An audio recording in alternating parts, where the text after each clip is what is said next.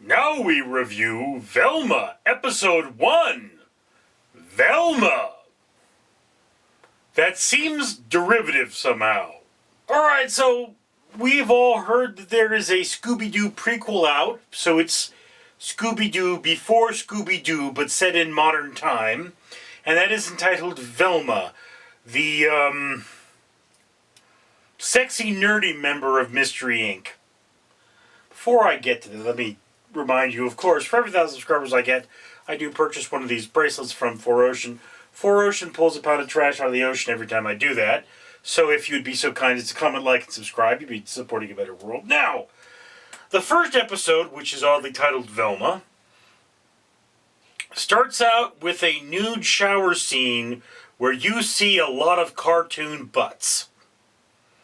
I mean, it's like gratuitous cartoon butts, and it's being called out with cartoon butts, and them saying how gratuitous nudity in the first episode only is in the first episode, not throughout the rest of the series, and then two naked chicks start fighting over it. So, some weirdo is very happy. Yes. Then you are introduced to Velma, who was lurking around, and we find a dead body. And the whole thing is we're finding out about, Velma, and we're finding out about another mystery. What fell? Dead bodies, that are having their brains removed. And the thing about Velma, of course, that what we learn mostly in this episode is that her mother is missing. She was a mystery writer. Her father has moved on, and Velma herself is having body horror hallucinations that tell her that she's responsible for her mother's disappearance. So, yes. And there's cockroaches. There's a lot of cockroaches. Yeah. I mean, I'm wondering if it's the mom who's the one killing all the people. And sucking out or stealing their brains or whatever have you. It seems like that would be it. To be honest with you, for one thing, this is not a TV show for children. This is a cartoon for like 17 and older. It's pretty gory and pretty messed up. Alright? And it being a prequel, apparently Shaggy, who goes by his regular name Norval in this, used to tan. I mean, he really used to tan and not smoke weed. He's black, which is fine. I mean, there's nothing wrong with that. It's just different, And, I mean, I don't see any story reason for it. But, again, it's not good or bad, it's just there.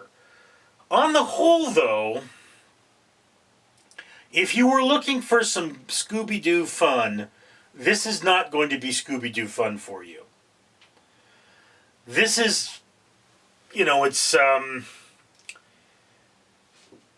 well, I mean, it's like I say, it's for fans of body horror. Fans of body horror only. If you're not a fan of body horror, you're just not going to like this. It's just not for you. There's a lot of, these are sort of the teeny bopper concepts, and there's a lot of high school drama, so this is very similar to a lot of horror movies, a lot of the dead teenager movies and such. But I mean, if you look at its IMDb and its Rotten Tomatoes, it is just getting slaughtered. Again, part of it is that this is just not what we're expecting. We're expecting a big happy dog, and a Shaggy who's constantly eating, and we're expecting these characters to be more likable. I mean, you hate almost every character here. None of them are nice people. Anyway, so yeah, fans of the genre only. It's really out there. I mean, I like the whole progressiveness of this. It's certainly a fresh take. There's a lot of lesbianism in here, which, I mean, let's be honest here. Fred and Shaggy were probably getting it on. I think that Fred's the one who gave him the nickname Shaggy, because he was shagging him. But, so that's always kind of been an element. But, once again, fans of the genre only. It tries to bring in modern elements to a classic story, and those modern elements are neither good nor bad, but it's a reimagining that doesn't imagine much, Anyway, that's just my opinion. I'd love to hear yours down in the comments below. I, of course, am Richard. Hi, folks. It's me, Barry, again. That's right, the strawberry poison dart frog adopted by Random Street Theater from the World Wildlife Fund. And I'm here to remind you that for every 1,000 subscribers, this channel buys one of these necklaces I have on, which are bracelets for humans. That's from the company 4Ocean. And they pull a pound of trash out of the ocean every time this channel does that. So you should be a good person, comment, like, and subscribe, so that this channel can afford to pull pounds of trash out of the ocean and adopt animals like me for conservation's sake. I'm Barry.